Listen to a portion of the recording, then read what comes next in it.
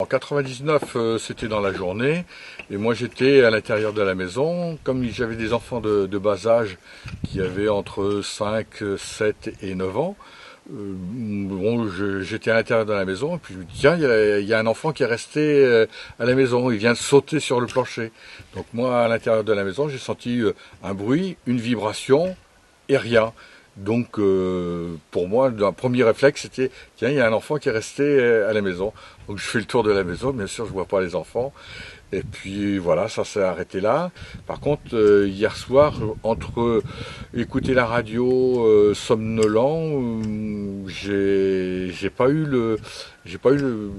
ça m'a pas dérangé. En tout cas, j'ai pas eu de doute et d'interrogation. Cette nuit, j'étais juste couché, on a entendu comme un gros roulement, hein, et puis tout d'un coup une grosse explosion.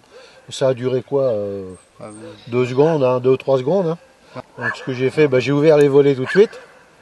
J'ai dit il y a quelque chose qui se passe, j'ai pas entendu de sirène. Bon, après pas de sirène, pas de pompiers, pas d'incendie. J'ai dit tiens, c'est bizarre parce qu'on a pensé tout de suite à la centrale.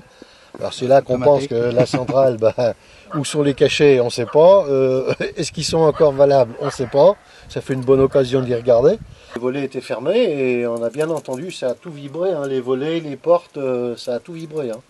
J'ai entendu un bruit assez important, donc je me suis sortie du lit et puis j'ai regardé dans la maison, j'ai rien vu. Je suis retournée me coucher, mais voilà, le bruit était très très fort. Il y a eu une grosse déflagration avec un peu de bruit et beaucoup de vibrations. Au départ, on pensait que c'était la centrale. Et quand elle s'allume, quand les moteurs diesel s'allument régulièrement, il y a une petite déflagration, mais c'est pas si fort, ça fait un gros coup de fusil. Donc là, on est sorti voir s'il n'y avait pas de problème chez les voisins. Et on est rentré, sachant où étaient les compris et le médiode, on ne s'est pas inquiété. On a ressenti sur les coups de 23h, 23h30 une secousse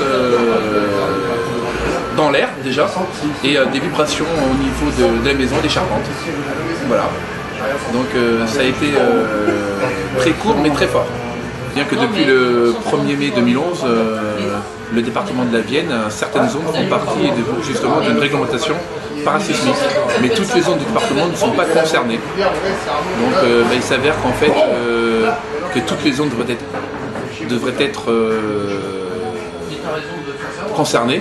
Parce que théoriquement sur Civaux, Lomézé, il n'y a pas de réglementation. On construit comme il y a quelques années, alors qu'à partir de Fleuret, il y a une réglementation. Les normes parasismiques consistent à envelopper les ouvertures, linteaux comme d'habitude, et en plus, aujourd'hui, c'est des jambages sur tout le contour de l'encadrement. Et ce, jusqu'aux fondations, pour assurer une meilleure rigidité de l'ensemble.